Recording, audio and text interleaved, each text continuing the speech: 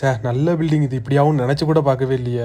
காய்ச்சல் அப்படி ஒரு காய்ச்சல் நமக்கு முடியல. அப்படியே மூக்கெல்லாம் ஒரு மாதிரி பையாமையான் சவுண்டு கட்டு கிடக்கு, தொண்டெல்லாம் வலிக்கு. இதுக்கு ஒரு சரியான மருந்து இருக்கு. வீடியோ ஸ்கிப் பண்ணிக்கிட்டீங்கன்னா ஒண்ணும் செய்ய முடியாது.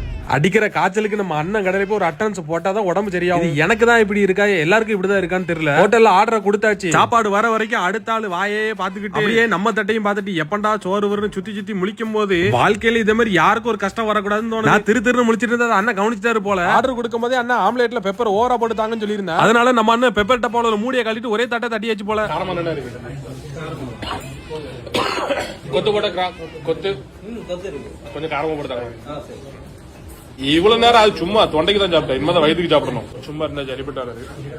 அதனால ஒரு இட்லி வாங்கி நம்மால ரொம்ப யோசிச்சுட்டே இருக்காரு. 3 கல் தோசை ஒரு இட்லியும் தின்னு மேற்கொண்டு ஒரு கொத்து பரோட்டா வேற கேட்டுக்கிட்டு இருக்கான்னு. நம்மள்ட்ட கொஞ்சம் தான் காரம் கேட்டேன். நம்ம வீட்டுல வேற சமையல் செய்ய மாட்டோம். சமையல் செய்யற மாதிரி இருந்தா 3 நாளைக்கு பச்சை மிளகா தேவையே இருக்காது போல. அதனால நான் என்ன சொல்லுதுன்னா, காய்ச்சல் வந்தாலும் சரி, காய்ச்சல் வர மாதிரி இருந்தாலும் சரி, மனசு கவலையா இருக்கு, டிப்ரெஷனா இருந்தாலும் சரி, நல்ல மனசுக்கு திருப்தியா வயிற்றுக்கு நிறைவா சாப்பிட்டா எந்த ஒரு தீய சக்தியும் நம்மள வந்து நெருங்காது. அதே மாதிரி வாழ்க்கையில எனக்கு இது போதும் சொல்றது ஒரே விஷயம், சாப்பாடு மட்டும்தான்.